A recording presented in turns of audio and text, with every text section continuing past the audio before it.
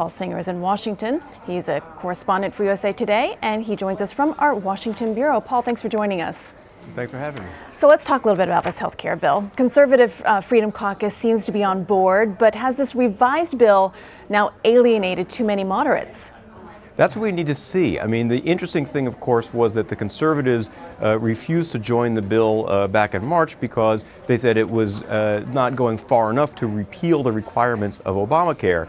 So this new drafted version has an amendment in it that allows states to waive a lot of those Obamacare requirements, but that's making the moderates very, very nervous. Remember, it's sort of the balancing act. They can only lose about 24 votes in the Republican caucus before the bill collapses. So the question is, have they picked up enough conservatives to offset the number of moderates they may be losing on the other side? That's what we don't know yet.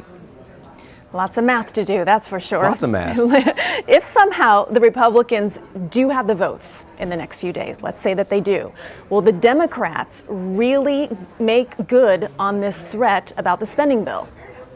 I don't think so. I think the funding bill is probably going to be passed by midday tomorrow, and there is almost no circumstance under which the Republicans will be able to pass their health care bill before then. It is possible that you'd have some sort of a Saturday vote on health care, but I am not counting my chickens on that. I think if we're going to get a vote on health care, it's going to be sometime next week.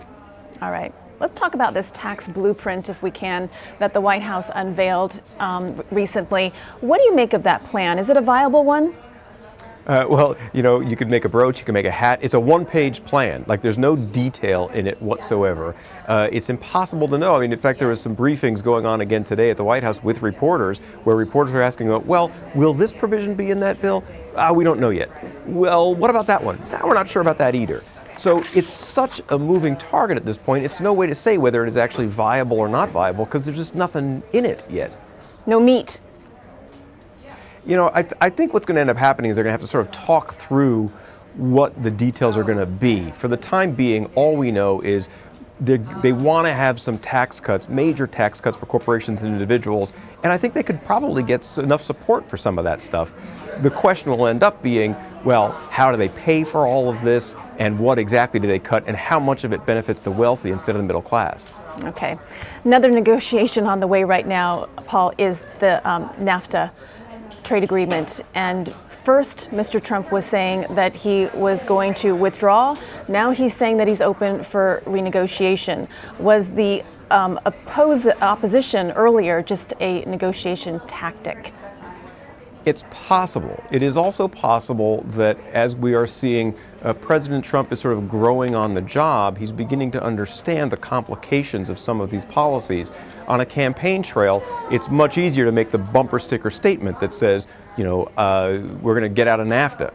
But once you become the President of the United States, you begin to realize that there's a whole lot of complications there. And in fact, NAFTA in some ways benefits the U.S. economy tremendously. So I think what Mr. Trump is realizing is that it's much more complex than just saying, well, we're going to throw it away. Yeah, it's a little different than in the boardroom, right? That's right. Yeah, totally different. Totally different.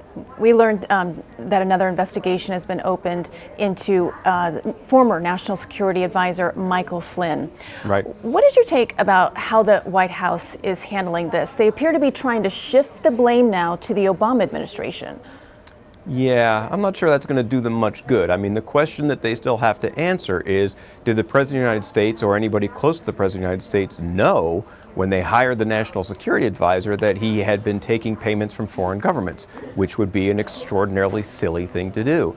So you can make the blame anywhere you want to, you can cast whatever aspersions you want to, but the fact of the matter is that the Flynn investigation and other questions about Russian contacts with the Trump campaign is going to dog them for months. It's going on in Congress, it's going on at the FBI. This is going to go on for quite a while. All right. Paul Singer in Washington. Paul, thanks for your time. Thanks for having me. Have a good night.